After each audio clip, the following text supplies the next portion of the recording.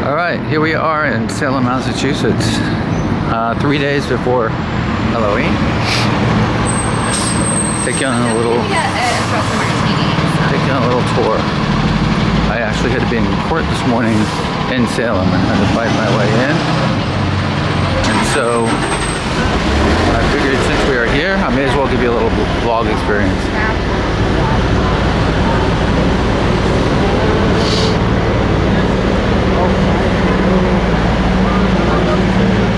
It is very busy. I mean, it's just so you know, it's Monday, the 28th of October.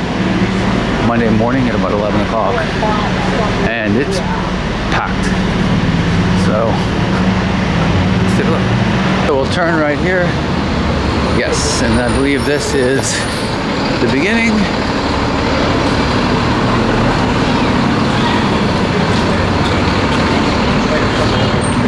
It just looks a little less crowded.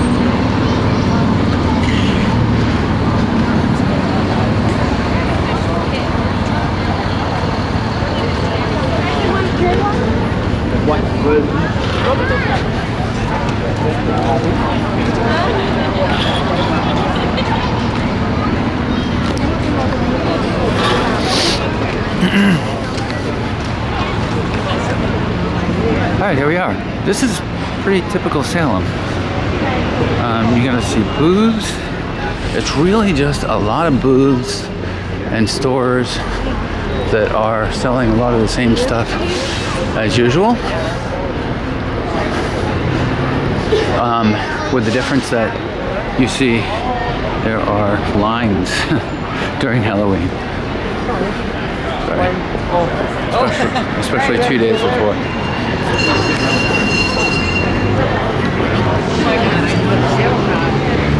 This morning. You've got here Monster Gallery. You know, these are all sort of museums, you see, journey through the history of horror cinema. I don't know, you've got tours here constantly. I believe right down here is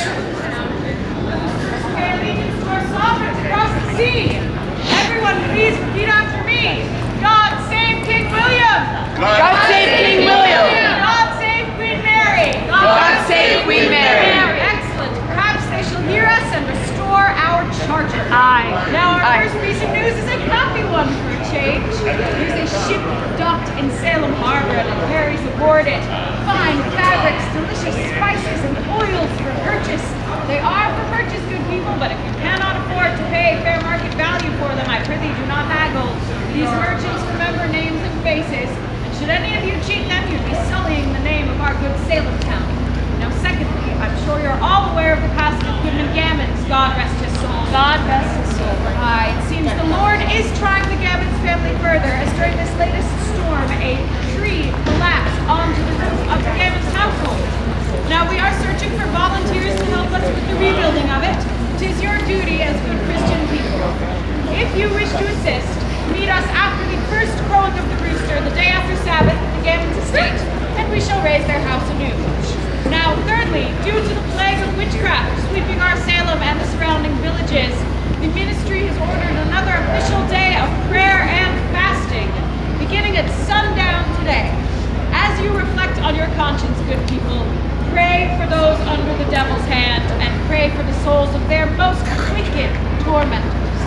Now, fourthly, there is terrifying news from our neighbors to the north. The French and their Wabanaki allies launched yet another attack on good English settlers. I bring urgent news that I need addressed to the assembly. Might I do so? Goodman Constable, you're in the middle of the morning report. What is more urgent than French forces? Oh, many more things urgent than the French. Oh, man.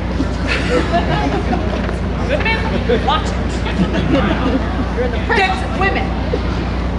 Well, the devil is at work in our community. I bring urgent news that Bridget Bishop, wife of Edward Bishop, is cried out upon by the afflicted girls as one who torments them.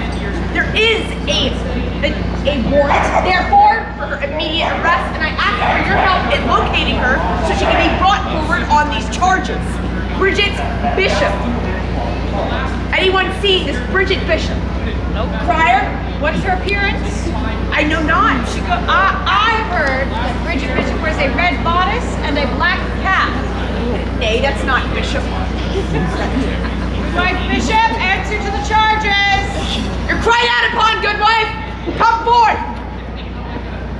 Bridget Bishop. Such deafening silence. Bridget Bishop. I've seen you at the morning report. Have Bridget I not Bishop, come this way? come forward. You are under arrest on multiple charges of witchcraft. You must come forward with me to the town hall. Yes, you may. See with your eyes, not with your hands. Now we go for. You're under arrest. You're under arrest. Follow them, good people. She will need a jury. Come forward, good people. She goes to sleep. Yes, you're being arrested. Anyone wishing to serve on a jury of witchcraft, head this way to the old town hall.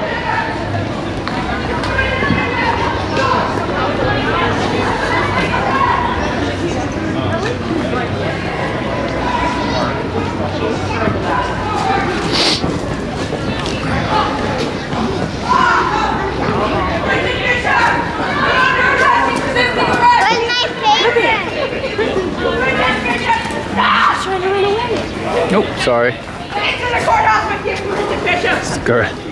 Thank you. Get in there. Oh, stand strong with the powers of the devil. Get in there. Stop, please. She's quite quarrelsome. If you have a ticket, I can take it. 7, 3. If anyone needs the elevator, I think come with me. 5 and 7. All the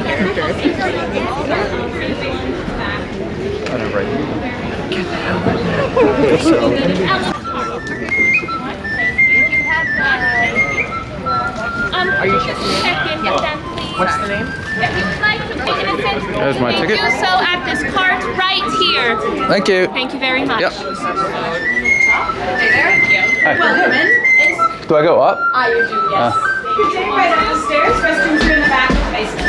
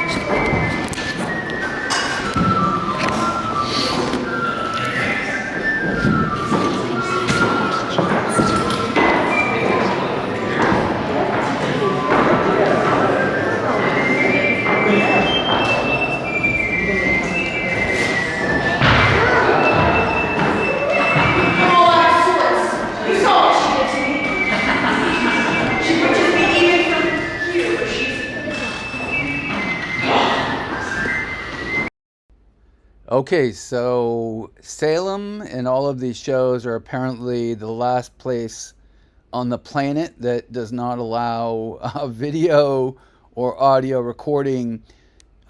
This was a great show. It really was. They essentially took historical documents of this particular trial. This is really what is called a probable cause hearing.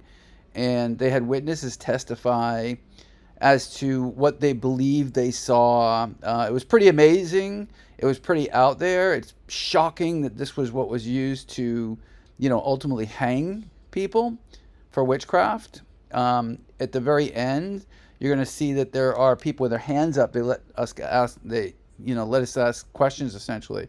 And I raised my hand a whole bunch of times. One of the questions I asked was, how much alcohol did they all drink before they testified? We just saw pretty much a full Salem witch trial, or what we would refer to as a probable cause hearing, for the first witch who was hung. Pretty fascinating stuff. As a criminal defense lawyer, I gotta say that it's pretty incredible, like how little due process actually existed. So glad that I got picked up on that and was able to see it. I mean, I was able to see, I was able to ask a number of questions of the witnesses. It was really, really, really fantastic. So here you've got witches dressed up. Witches dressed up here.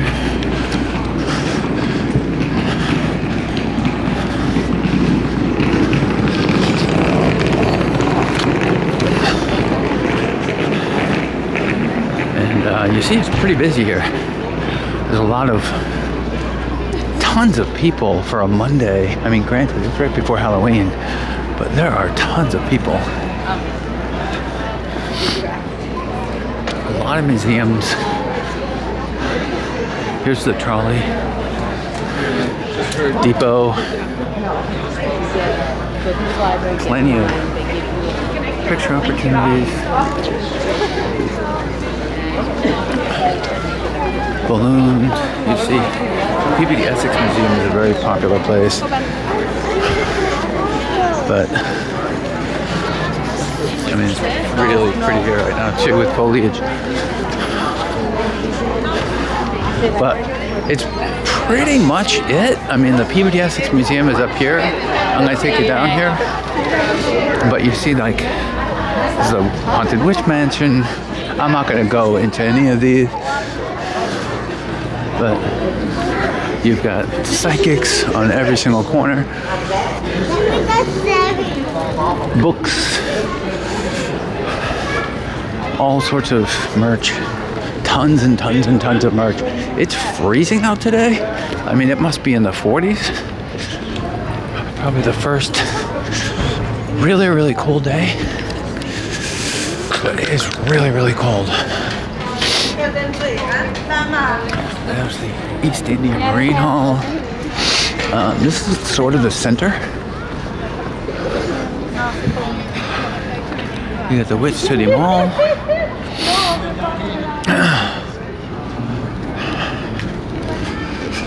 I was here when I was a kid. This entire building here is the Witch City Museum. I'm sorry, the Peabody Museum. Very, very popular place. You've got clam chowder for sale over here. You've got people playing instruments. And this is one of the coolest museums ever. If you're into the Salem witch trials and all of the injustices that took place from just really hysteria, come down to the Peabody Essex Museum.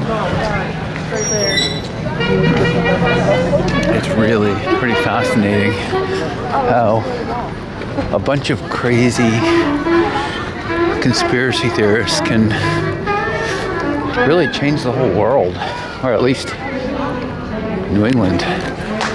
Here's some really pretty scenes here in New England in the fall. And then other than straight across the street down here, this is pretty much the end of it. I mean, there's all sorts of different things to do. You know, there's houses from the 1690s to see and such, but as far as like the main thoroughway, this is it. I'm gonna spin around because it is a work day and I have stuff to do. So this is it for today. I am going to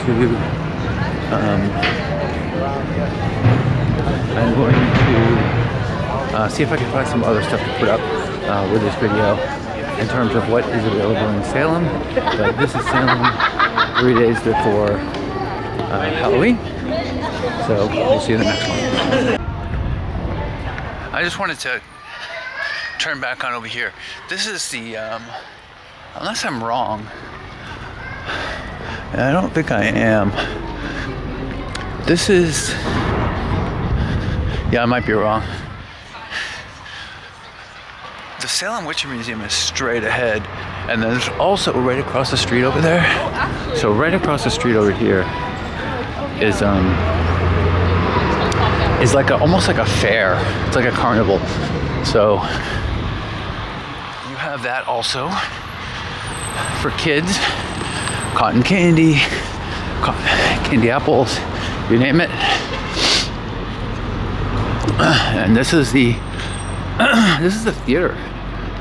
If you literally just lived here, like one of my friends did, this is where you would come if you wanted to see a movie. It's actually a town too, not just a which city. So, all right, that's it for now. All right, so here we are. This is day 2. This is day 2 of the Salem tour. We're going to try to do what's called a Hocus Pocus. A Hocus Pocus tour at the Essex Museum, but I don't really know where that is right now. We're looking for it.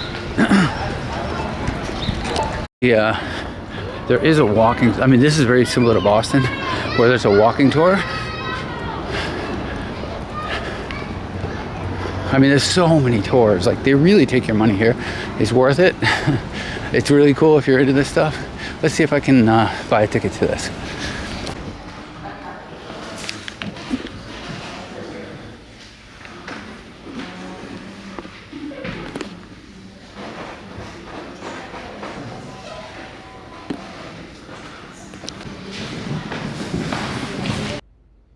All right, so here's another show. Obviously, no audio recording or video recording.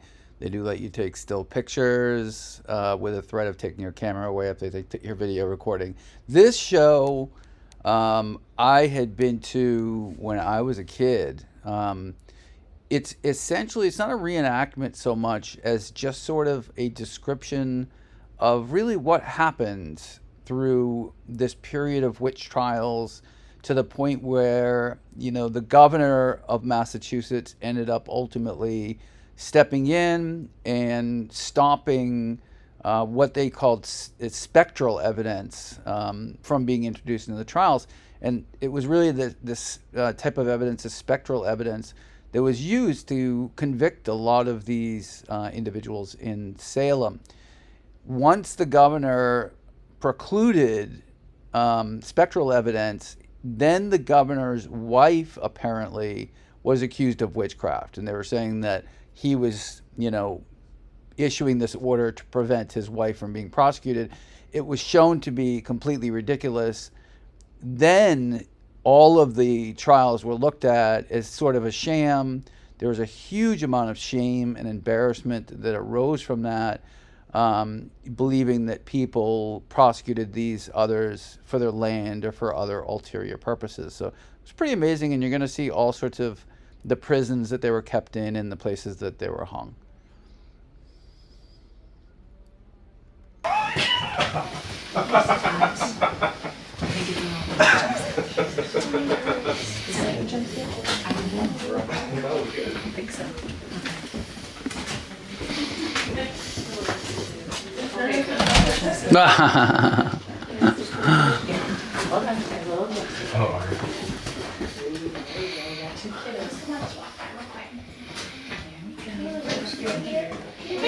So welcome to our little street scene. And